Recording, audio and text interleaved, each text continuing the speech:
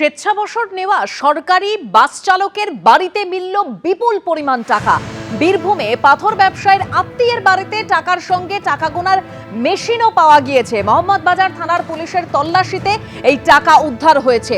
কোন সূত্র ধরে এই তল্লাশি অভিযান এবং কোথা থেকেই বা এত বিপুল পরিমাণ টাকা আসলো, পুলিশ কি দাবি করছে আমরা জানবো। আমাদের প্রতিনিধি ভাস্কর মুখোপাধ্যায় রয়েছেন টেলিফোনে।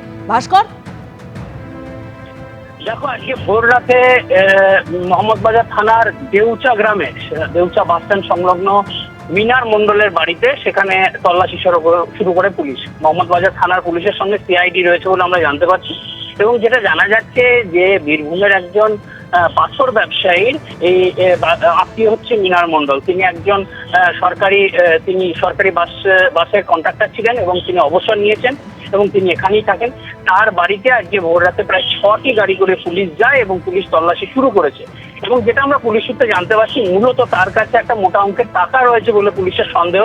এবং এখনো পর্যন্ত পুলিশ একটি টাকা গোনার মেশিন এবং একটা নির্দিষ্ট পরিমাণ টাকা উদ্ধার করেছে। সেই টাকার পরিমাণ কত সেটা কয়েক কোটি হতে পারে, কিন্তু পুলিশ এখনো পর্যন্ত নিশ্চিত করেনি যে কত পরিমাণ টাকা উদ্ধার হয়েছে, কারণ এখন গোনার কাজ চলছে এবং পুরো এলাকা পুলিশ ঘিরে রেখেছে।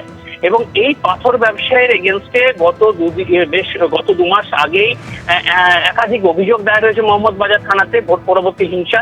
এবং তারপর থেকে পাথর ব্যবসায়ী বীরভূম ছেড়েছেন এবং তিনি এখন পলাতক।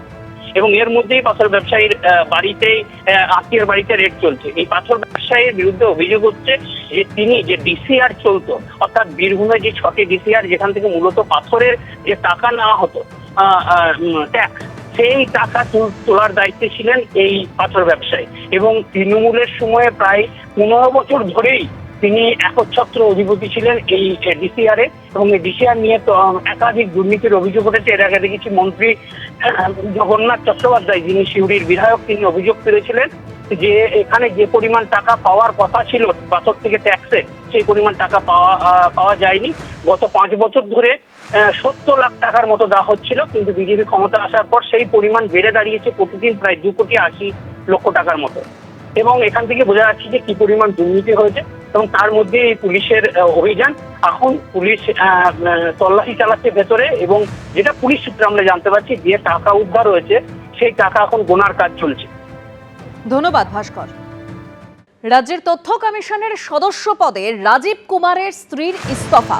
প্রাক্তন ডিজিপি তৃণমূল সাংসদ রাজীব কুমারের স্ত্রী সঞ্চিতা কুমার তিনি ইস্তফা দিয়েছেন। রাজ্য সরকার আমাকে আর এই পদে রাখতে চায় না, সরকারের এই ইচ্ছের কথা জানিয়েছেন তথ্য কমিশনের সচিব।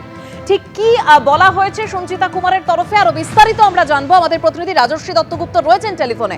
রাজশ্রী, দেখো দেবস্মিতা, বিগত সরকারের শাসনকালে 2025 সালের জুন মাসে সঞ্চিতা কুমারকে রাজ্য তথ্য কমিশনের সদস্য হিসাবে নিয়োগ করা হয়।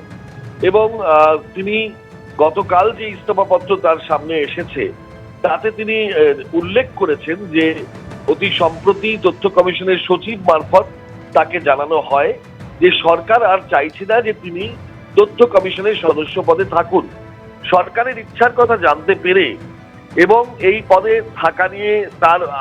থাকা নিয়ে কোনো বিতর্ক এড়ানোর জন্যই তিনি তার ইস্তফাপত্র তথ্য কমিশনের সচিব মারফত রাজ্যপালের কাছে পাঠিয়ে দিয়েছেন। এইটা তিনি পরিষ্কার তার ইস্তফাপত্রে উল্লেখ করেছেন। এবং তিনি রাজ্য তথ্য কমিশনের সদস্য পদ থেকে ইস্তফা দিচ্ছেন, এটাও তিনি সার্বিকভাবে জানিয়ে দিয়েছেন। এবং সঞ্চিতা কুমার যেহেতু রাজ্যের প্রাক্তন ডিজিপি এবং বর্তমানে তৃণমূলের রাজ্যসভার সাংসদ রাজীব কুমারের স্ত্রী, সেই জায়গা থেকেই এই বিষয়টা তাৎপর্যপূর্ণ। ধন্যবাদ রাজশ্রী। এবিপি আনন্দ, এগিয়ে থাকে, এগিয়ে রাখে।